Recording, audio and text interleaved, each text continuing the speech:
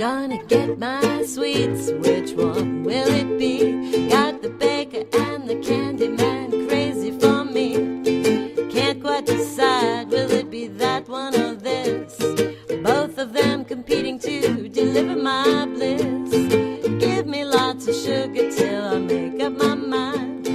Which sweet daddy makes... Hey, and welcome to the third installment of the history of junk food. Today we're going to look at the history of Cadbury. Cadbury has been a brand close to my heart since I was a kid. I've been eating Cadbury chocolate forever, and my love of the company has only grown as I grew up.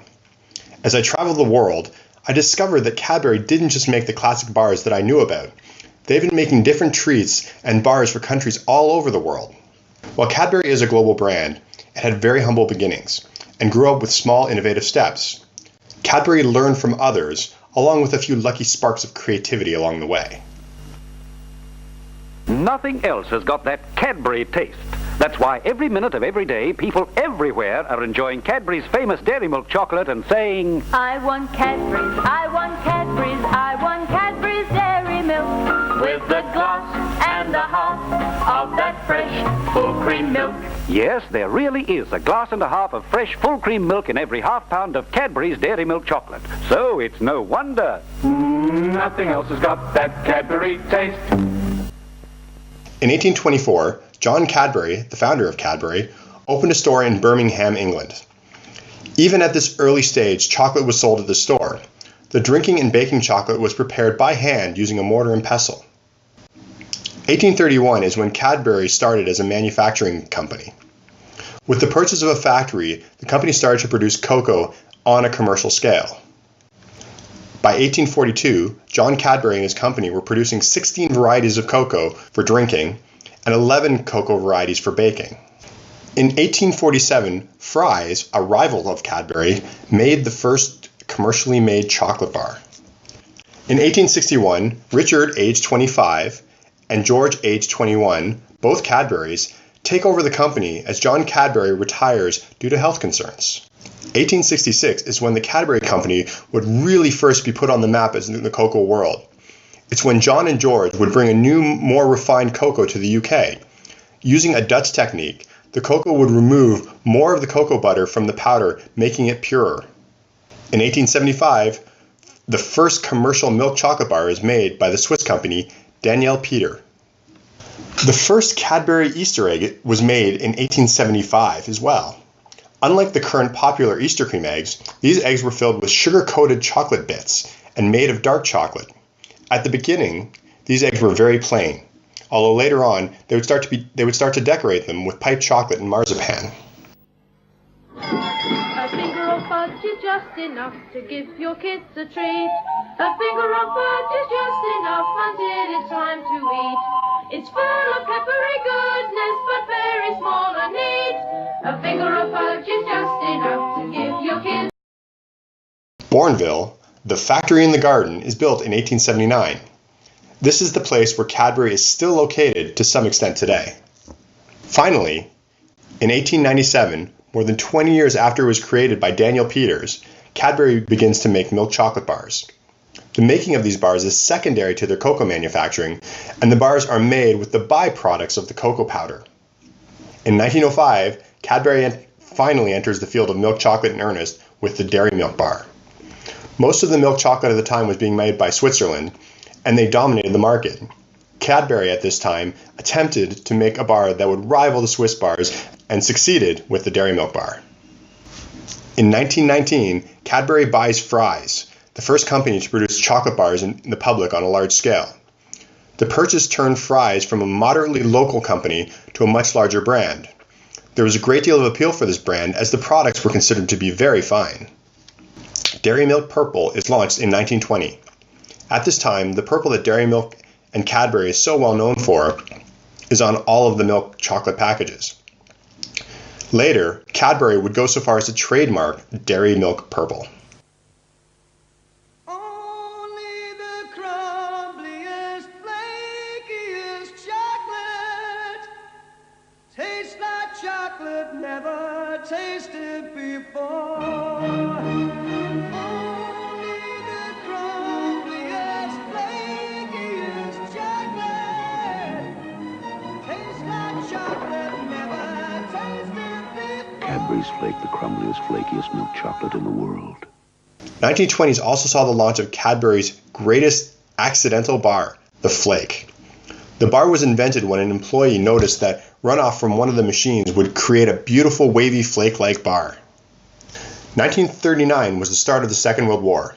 At this time, Cadbury had to start thinking about rationing as well as dealing with the shortages of certain ingredients. Cadbury was, however, able to keep going as they produced bars for many of the soldiers' rations packs. These bars were made so much more durable than the ones found in stores. So durable, in fact, that some have still survived to this day. After the Second World War ended, Cadbury rebuilt the company and added many new bars, including the Fudge, Lucky Numbers, and Skippy. In 1969, Cadbury merged with the drink and food giant Schweppes.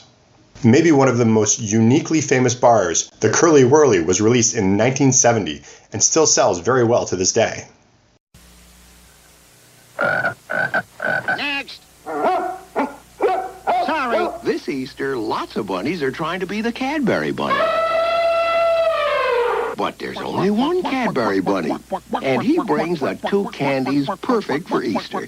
Cadbury's mini eggs with their sugar shell and milk chocolate inside, and Cadbury's cream eggs with their chocolate shell and creamy filling.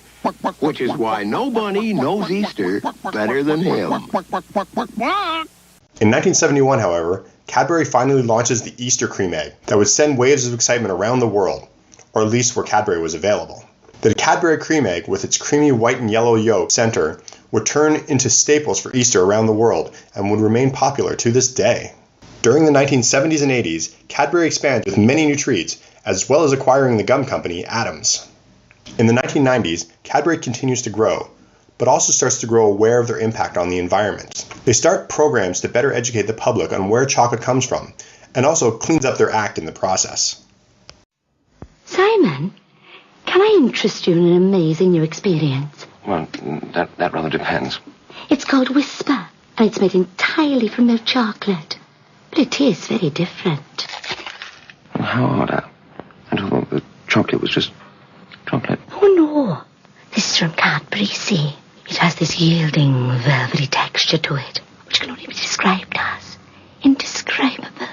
Absolutely extraordinary. You know, that's the most pleasurable experience I've ever had. I can well believe that. Cadbury's new Whisper, the ultimate chocolate experience. Bite it and believe it. Almost 40 years after the Cadbury-Schweppes merger, in 2008, Cadbury and Schweppes would de-merge, allowing each company to focus on what they were good at. 2009 would see the dairy milk go fair trade. In 2010, Cadbury was purchased by Melendez, the company that also owns Kraft, and would become part of a global giant food company. At the time, many worried that the company would lower the quality of many of their bars. While some changes might be seen as negative, for the most part, the brand is still going strong, and in my opinion, one of the highest quality chocolate brands on the global market today. Many would say that Cadbury has gone as far as it can, and that there's nowhere left to grow. If you travel the world, you'll find Cadbury products all over the place.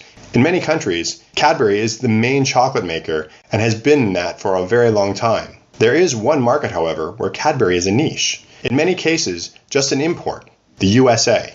America has never embraced Cadbury, and some think that the acquisition by Melendez might change that. Thanks for listening to the latest episode of Junk Food History all about Cadbury.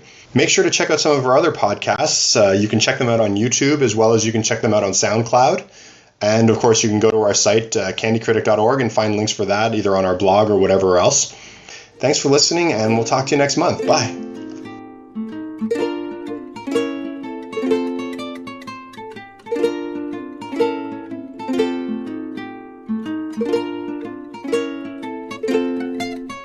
Gonna get my sweets, which one will it be? Got the baker and the candy man crazy for me.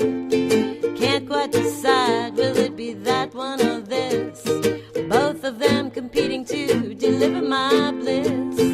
Give me lots of sugar till I make up my mind. Which sweet daddy makes the sweetest kind? Give me lots of sugar, melt my heart with your charms. Kiss the sugar off my lips as I melt in your arms. The candy man supplying new treats every night. Caramels and macaroons, it tastes just right.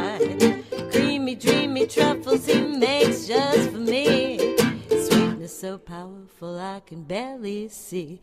But the baker's got cream puffs that make me shake. Writes my name in icing on every cake. Delivers sweet jelly roll when work is done. He even lies and tells me I'm his only one.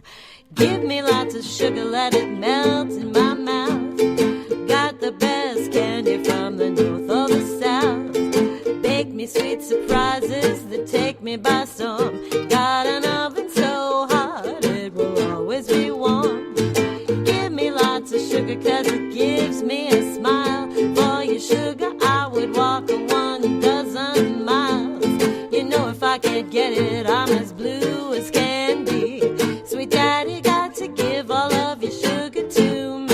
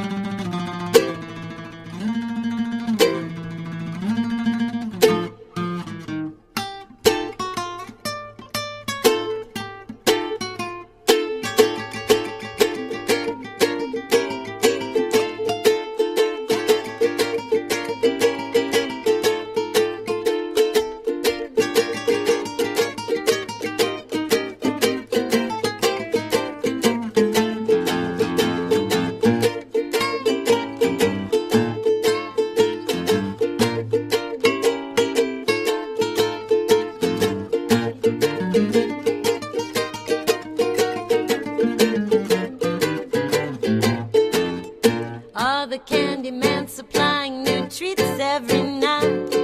Caramels and macaroons that taste just right. Creamy, dreamy truffles he makes just for me. Sweetness so powerful I can barely see. But the baker's got cream puffs that make me shake. Writes my name and icing on every cake. Delivers sweet jelly roll when work is done. And tells me I'm his only one. Give me lots of sugar, let it melt in my mouth. Got the best candy from the north or the south. Bake me sweet surprises that take me by storm. Got an oven so hot it will always be warm. Give me lots of sugar 'cause it gives me a smile. For your sugar I would walk 1,000 miles. You know if I can't get it I'm as blue as can be. Sweet daddy got to give all of your sugar to me.